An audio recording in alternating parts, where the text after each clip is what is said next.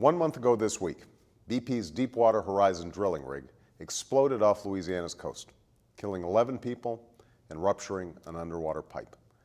The resulting oil spill has not only dealt an economic blow to Americans across the Gulf Coast, it also represents an environmental disaster.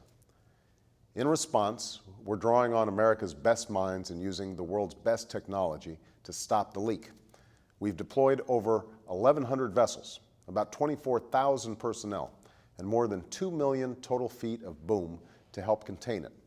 And we're doing all we can to assist struggling fishermen and the small businesses and communities that depend on them.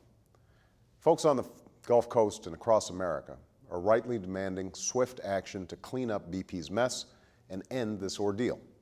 But they're also demanding to know how this happened in the first place and how we can make sure it never happens again.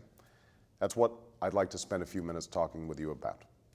First and foremost, what led to this disaster was a breakdown of responsibility on the part of BP and perhaps others, including Transocean and Halliburton.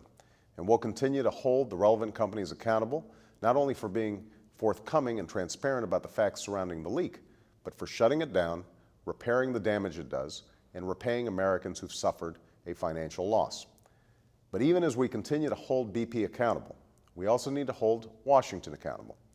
Now, this catastrophe is unprecedented in its nature, and it presents a host of new challenges we're working to address.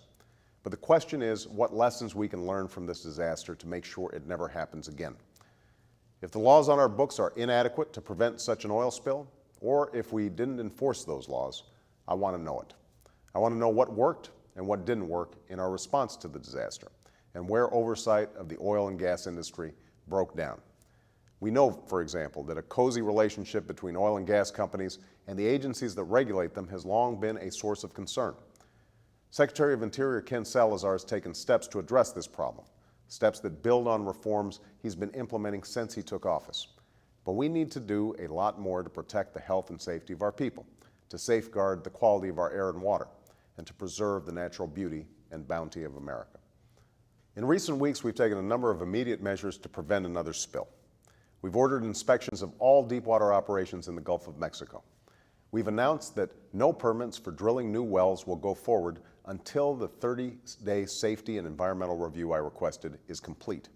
And I've called on Congress to pass a bill that would provide critical funds and tools to respond to this spill and better prepare us to confront any future spills. But we also need to take a comprehensive look at how the oil and gas industry operates and how we regulate them. That's why, on Friday, I signed an executive order establishing the National Commission on the BP Deepwater Horizon oil spill and offshore drilling. While there are a number of ongoing investigations, including an independent review by the National Academy of Engineering, the purpose of this commission is to consider both the root causes of the disaster and offer options on what safety and environmental precautions we need to take to prevent a similar disaster from happening again. This commission, I'd note, is similar to one proposed by Congresswoman Capps and Senator Whitehouse. And I've asked Democrat Bob Graham and Republican Bill Reilly to co-chair this commission. Bob served 2 terms as Florida's governor and represented Florida as a United States Senator for almost 2 decades. During that time, he earned a reputation as a champion of the environment, leading the most extensive environmental protection effort in the state's history. Bill Reilly is Chairman Emeritus of the Board of the World Wildlife Fund, and he also is deeply knowledgeable about the oil and gas industry. During the presidency of George H.W. Bush, Bill was administrator of the Environmental Protection Agency, and his tenure encompassed the Exxon Valdez disaster. I can't think of 2 people who will bring greater experience or better judgment to the task at hand.